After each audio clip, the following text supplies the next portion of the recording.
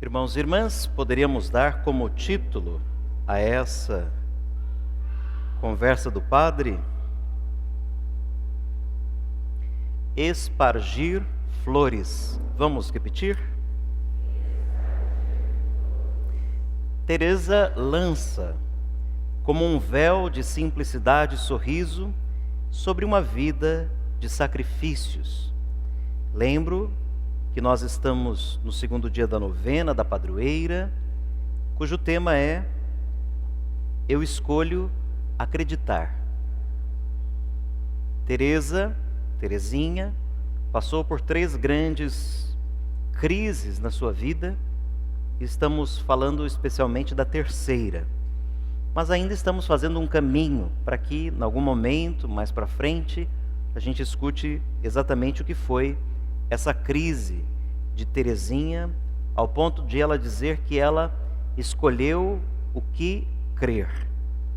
Assim como se ela não tinha a iluminação da fé, ou o gozo da fé, a consolação da fé, ainda assim ela realizava as obras da fé.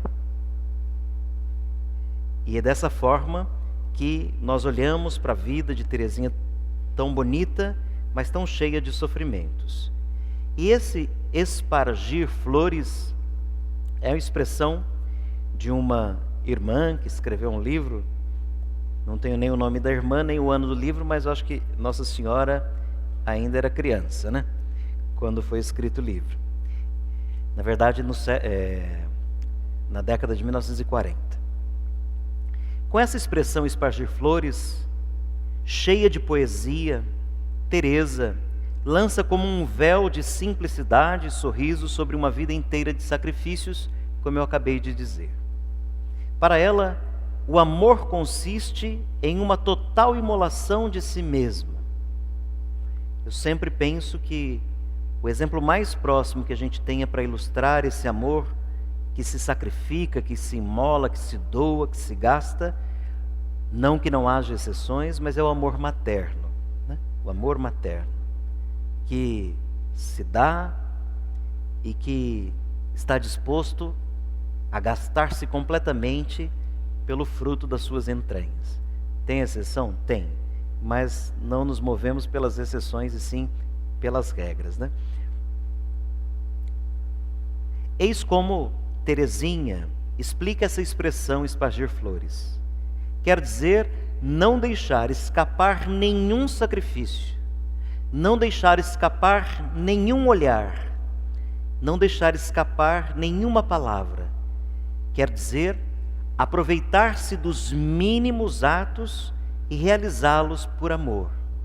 Sofrer por amor, se alegrar por amor, e não achar uma só flor no próprio caminho sem desfolhá-la perante Jesus. Ontem nós iniciamos a primavera, né, aqui no hemisfério sul, e junto com a primavera nós iniciamos a novena da Florzinha do Carmelo, como também é chamada Santa Terezinha. E ela tinha esse costume sempre de desfolhar, especialmente rosas, num crucifixo. Mas aqui a expressão quer dizer o seguinte: cada coisa que a gente fizer com amor, que a gente suportar com amor, a gente estará oferecendo flores para Jesus. E quantas flores todos os dias a gente pode ofertar para Jesus? No sofrimento, na alegria, nas conquistas, nas derrotas. Então, espargir flores e espargi-las, distribuí-las, cantando sempre, mesmo que seja preciso colhê-las entre os espinhos. Me lembro aqui do salmo que reza, não é? Quem semeia entre lágrimas, colherá entre sorrisos. Quem semeia entre lágrimas, entre sorrisos, colherá. Se for ver, vale também pensar a frase tão expressiva de um poeta inglês que diz que o prazer engravida, mas é ao sofrimento que dá a luz. O prazer engravida, mas cabe ao sofrimento dar a luz. Avançando mais um pouco.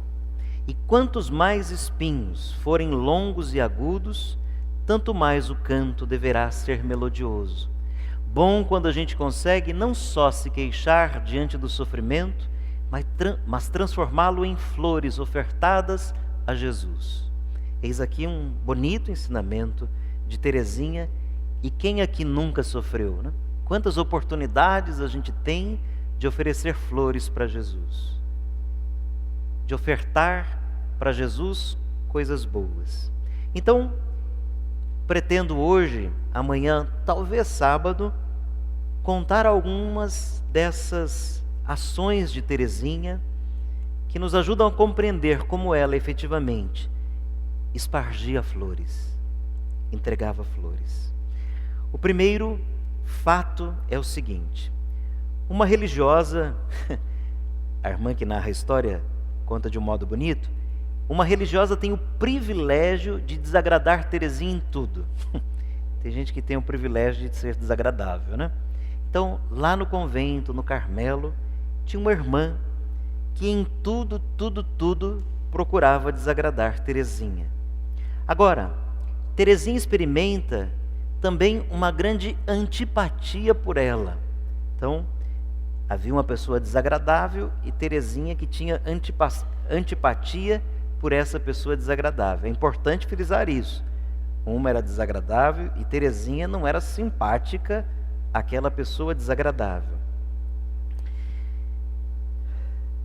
Muito bem. Essa irmã, um dia, a fazer par, e quererá dizer-me, a Teresa, pergunta-lhe o que tanto a interessa em mim. A irmã, que tinha comportamentos desagradáveis, um dia pergunta a Teresinha por que ela gostava tanto dela, né? Por que Teresinha gostava tanto dela? No fundo a gente já sabe, né, que uma tinha antipatia e outra era desagradável. Mas ela perguntou, por que você se interessa tanto por mim? Afinal de contas, não há uma só vez que eu a encontre que não me favoreça com o mais belo sorriso. Teresinha, que tinha naturalmente uma antipatia por aquela irmã desagradável, decidiu espargir flores por meio de atos. Toda vez que via a irmã desagradável, ela lhe dava o mais belo e sincero sorriso. Está bem entendido até aqui? Avancemos mais um pouco. Pobre irmã desagradável. Jesus, unicamente Jesus, que torna suave o que é amargo, é o que atrai Teresinha para ela. Para chegar a dominar-se a si mesma e vencer-se, é preciso que passe além daquele invólucro, para que ela, tão desagradável, e procure e contemple o hóspede divino que repousa nessa alma em graça. De alguma forma, todos nós somos gostáveis. Todos somos gostáveis. Quando a gente se sente acolhido e amado, mesmo quando alguém tem a cara ali um pouco desprovida de simpatia, ainda assim, ela se aproxima e pode oferecer o seu melhor ao outro.